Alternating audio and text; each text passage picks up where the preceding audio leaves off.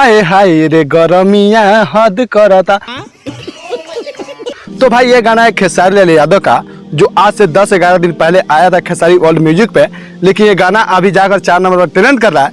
लेकिन भाई सबसे खास ये बात है कि इसी गाने पे खेसारी लाल यादव गए थे नेपाल, और नेपाल में स्टेज शो किए हैं और इसी गाने पे डांस कर और अपने चैनल पर डाले हैं। तो गाना भाई कर रहा है ट्रेंड, वो भी 10 नंबर पर। भाई ये काफी हमारे भोजपुरी के लिए गर्व की बात है कि हमारा स्टेज शो भी अब ट्रेंडिंग में जा रहा है, वो भी खेसारी लाल यादव का। क्योंकि भाई हमारे खेसारी लाल यादव आज हाल ही में एक फिल्म लाए हैं रंग दे बसंती। भाई उसका दबदबा तो एक अलग है ही, लेकिन उसी में खेसारी लाल यादव एक अपने संग जो गाय हाय हाय रे गरमिया हद करता, भाई वो भी गाना आज भोजपुरी इंडस्ट्री में ट्रेंडिंग कर रहा है, वो भी पूरे भारत लेवल पर।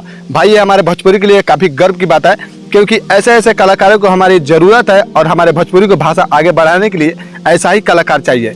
क्योंकि ऐसा ऐसा काम कर जाते हैं खेसारी लाल यादव, जो काफी सोचने वाली बात है और काफी कहने वाली बात है। क्योंकि ऐसे ऐसे कलाकार अगर होते हैं तो समझिए भोजपुरी की बहुत ही सारी बड़ी बातें होगी और भोजपुरी काफी आगे जाएगी।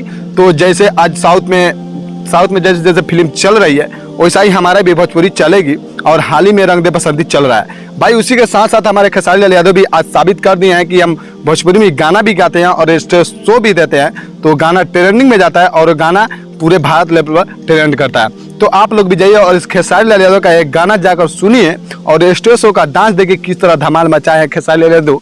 और उसमें भाई काफी बेहतरीन डांस हुआ है और वो काफी अच्छा भी लग रहा है। क्योंकि स्टेज शो है भाई, स्टेज शो वो भी ट्रेंडिंग में चल रहा है। तो आप ही लोग सोचिए, तो प्लीज आप लोग जाइए और खेसारी लाल यादव का एक गाना काफी पसंद कीजिए।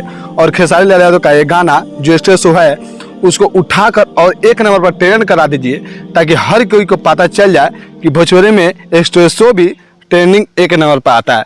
तब तक लिए जय भोजपुरी और जय समाज।